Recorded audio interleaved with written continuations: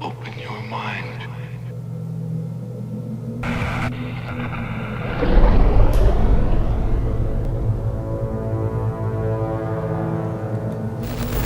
Let it begin. Put an end to this topic once and for all, turn the Hubble round and show us Earth in real time, zooming in onto a place so that we can see what's happening at that place, and we know that there is something up there looking down on us from space. But they will not do it. They can't do it. It can't. It doesn't exist. It literally doesn't exist. It's all fraud. It's all fake. Pretty much everything NASA puts out is fraudulent. Nobody has actually really gone all the way across Antarctica. Yeah. Now there are millionaires out there who could, assemble the resources to make an expedition and completely, go across and chart Antarctica and make a name for themselves, being the first person to do that. Yeah. But nobody ever does. Now you can actually measure the temperature of the moonlight next to the temperature of the shade of the moonlight, and you'll find the moonlight is colder than the shade, the opposite from the sun. So the moon is throwing out its own light, and that light is the opposite from the sun. Now, that tells you that it's not reflecting the sun's light. It's producing its own, and its light is different from the sun's. So, the scientific community have not told us this, because they won't tell us this because it destroys this idea that the sun is lighting up the moon. The other thing that's about the spinning Earth is looking at the stars. Now, directly above the axis of spin is the pole star, Polaris, directly over the North Pole. And we're told that the reason that all the stars spin around the North Star is because the Earth is spinning at 1,000 miles an hour. Seems to make sense, because if you put a long exposure camera pointing at the North Star, you'll see the stars will make perfect circles around, perfect star trails. The only problem is the Earth is also orbiting the sun at 67,000 miles an hour. The sun is moving, dragging the Earth and all the planets up that way or that way at 600,000 miles an hour. So why do we see perfect circles? Because that's the slowest speed, that's slowest motion in that mix. And yet the Earth is moving 67 times faster that way and 600 times faster that way.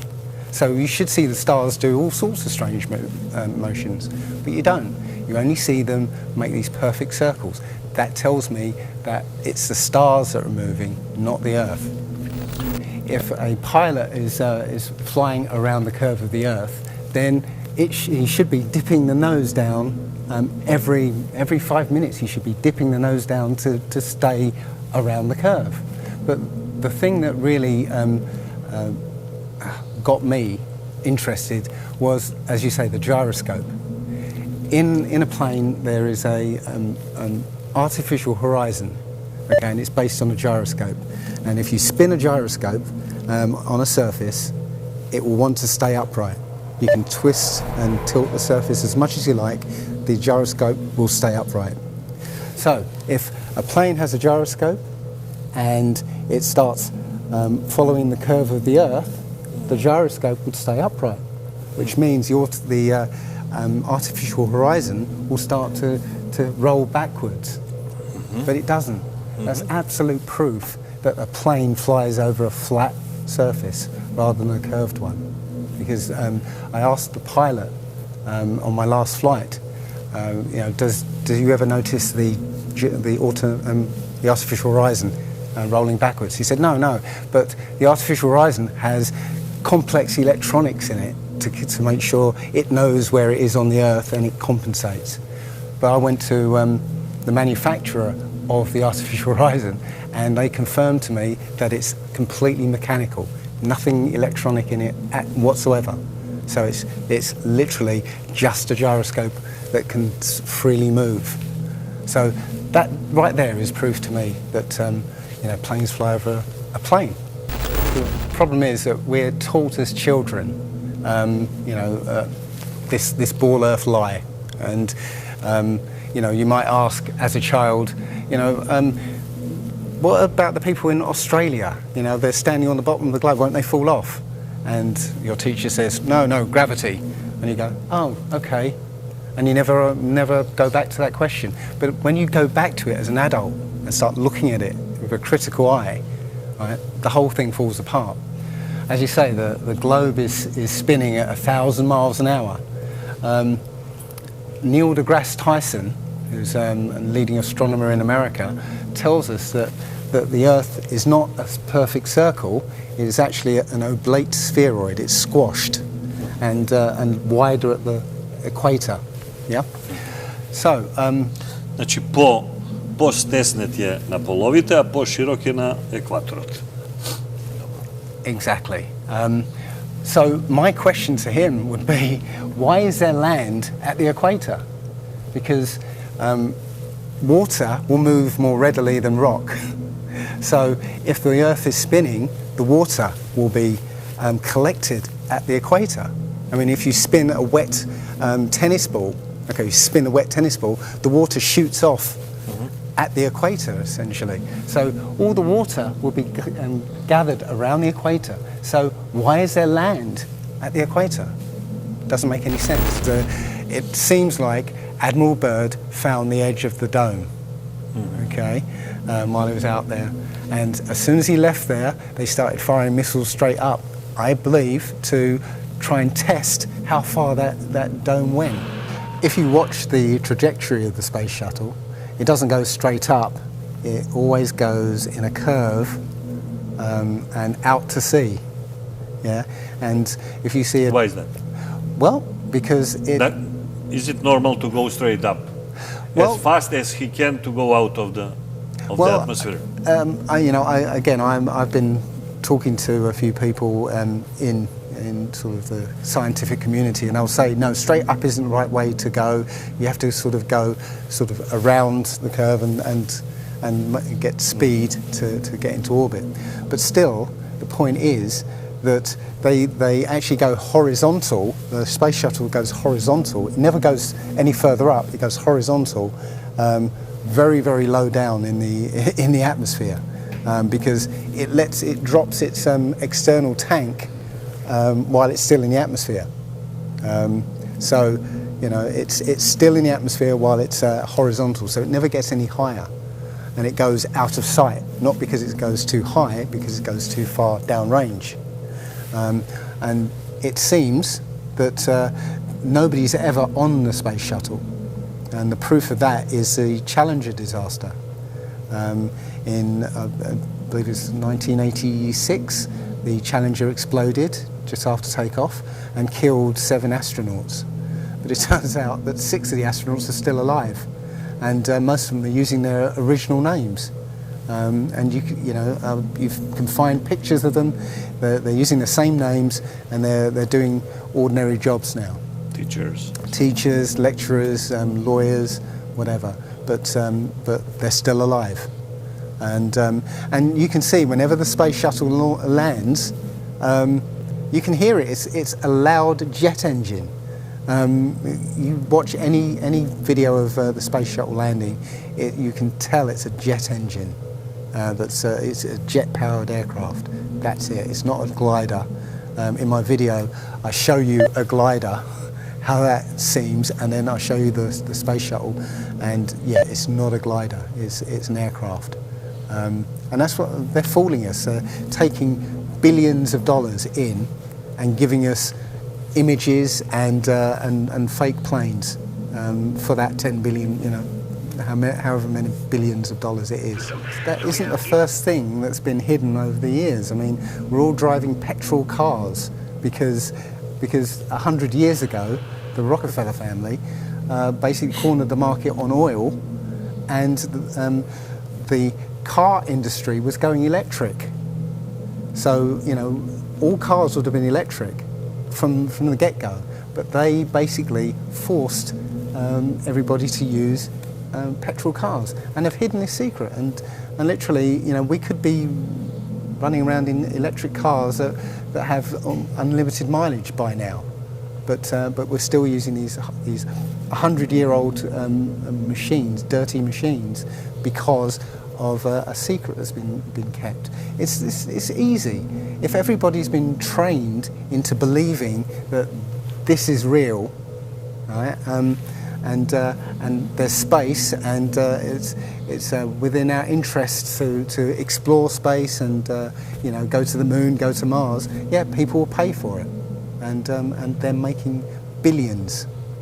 And yeah, there's more to it, because I believe there's a big deception coming, and it's to do with aliens, because now since Roswell, 1947.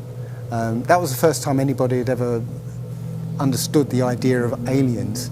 But since then, we've been bombarded with science fiction and the idea of aliens. And most people believe there are aliens out there. So they've prepared us for an alien invasion or an alien saviour. And I think the flat Earth came along at the right moment to educate people, to make people believe or understand that we've been lied to. And if you know, as I know in my heart now, that is real and this isn't, I will not be fooled by aliens coming, because there are no aliens. There's no space. Yeah, it's all fantasy by Disney and NASA. Well, the Bible has a very, very clear view of what this place is, and it matches that place more than it matches this. Okay, and what it says is the great deep is under it. Just water. It's just deep water, and above the firmament is water. And you know, it says in Genesis that he separated the water below from the water above, and made a space. And then made dry land appear out of the water. So what's under the flat Earth? Well, it's water, and it just goes on. Again, I don't know for sure, because I've not been under there. I don't know what's past the outside of, or the you know, the first few hundred miles of Antarctica. But everything I've seen over the last year and a half tells me that is true and this isn't. And I'm starting to believe and trust my intuition about this. This world is very different from what most people think it is. There are very powerful people who essentially rule this world right now. And the ordinary person is a slave in this world. And slaves aren't educated. You know, they're taught what they need to, or you know, they need to know. That's it. They're not taught truth. They're taught what they need to know, and so you're taught enough so that you can, you know, do the paperwork and operate the machinery, but you're not meant to know what's really going on, because that's the power they have over us. They know what's going on. What, you know, how this world works. We don't, so they can control us. In my opinion, the Big Bang theory and the theory of evolution and the ball Earth theory are all interlinked, and they're all there to make us feel as though we're insignificant. We're small, tiny, miniature, unimportant pieces of slime crawling around on a speck of dust in an infinite universe. If that's true, and there's no purpose, there's no meaning to anything, then our owners can do whatever they want with us. Then, you know, this is all accidental, so food can be genetically modified because it's imperfect. You know, we can be modified because we're imperfect. You know, if we realise that this is the universe, and complete universe. Yes, this system is everything. Everything that NASA has put out is CGI, is fake. Okay, you know, people say, I think you mentioned it. You know, if you look out into the universe, you see that the moon is round, you know, spherical, and the planets are spherical, and so why are we flat? Well, how do you know that the planets and the stars are spherical? You know, all you get is, if you look for a telescope, you see a flat disk. If you think you see a spherical shape there, well, it needs two eyes to resolve 3D. If you're looking for a telescope, you can't see anything in 3D. It's going to be flat anyway. So all you see is a flat blob of light. It's only NASA that's given you these beautiful pictures of so-called planets and stars. Yeah. So it's a fallacy to say, well, everything else out there is spherical, so we must be. You know, how this is special. You know, so why?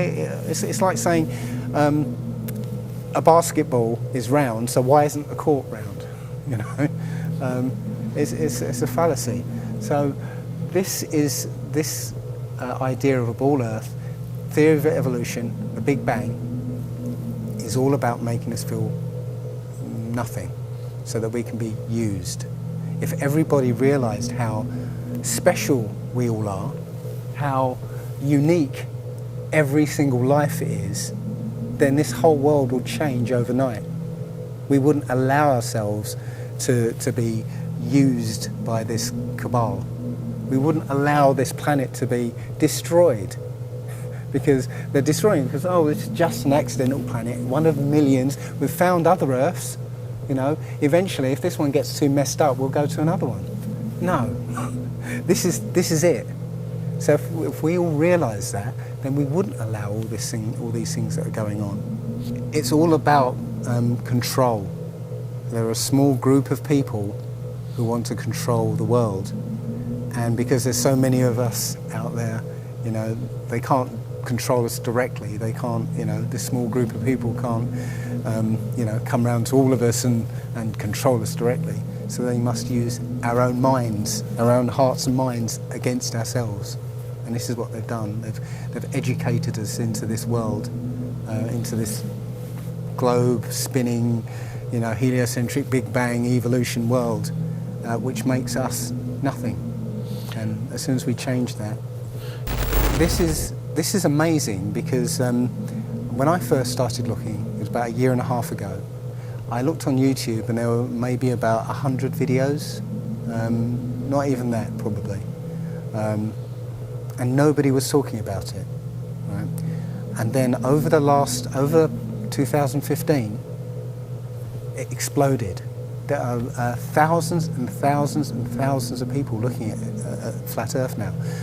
And what happens is that you'll watch something or read something, and something will strike a chord in your mind, and you'll think, yeah, I've always wondered that. And what will happen is you will start feverishly researching. I mean, what happened to me was, as soon as I got that, I spent every waking hour looking for things and testing things, and this seems to be replicated with thousands of people around the world who suddenly come into this. They start, you know, researching and getting a passion for this, because this is what I think, it's the truth, and we recognise the truth when we hear it, and we feel it, and this I believe has come at the exact right time, so that we awaken to what's going on in the world. Nothing else, you know, 9/11 even hasn't awoken people, right, to this extent. You know, for me, I've been an atheist for 40 years. From the age of 13, you know, I didn't want anything to do with God and Bibles and whatever and religions. And now I know for a fact there is a creator. There are only two possibilities. Either there is a God or there isn't. And both of them are terrifying. Yeah. If there isn't a God, then nobody's in control. We're hurtling through space, and there's no plan, and there's no nothing, and you know, that's terrifying.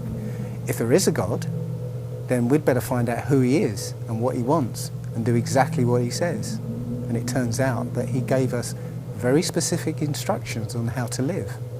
And they're not rules as in, laws that you must follow because, or put you in prison if you don't. No, these are rules to live by, to make a harmonious world. Don't harm anyone, don't kill anybody, don't steal from people, don't covet people's items, Don't lie. Don't lie. I mean, these things are written in our hearts anyway, yeah? But we're in a society that legalizes all of the 10 Commandments, Policemen and soldiers can kill. They're allowed to kill, yeah? Politicians can lie. They can lie. They're lying all the time. They're lying all the time. Police have been told that they are allowed to lie to try and get to catch somebody. Yeah, they're allowed to lie. Everything in the 10 Commandments is legalized in this society. That tells you who runs this society. Yeah. So yeah, this is a profound movement. I don't like using the word movement, but it's a profound shift in consciousness for people because. And like any other topic that's come out in the last few years, this one has made people realise that they've been lied to. Hello? Hello? Are you there? Hello?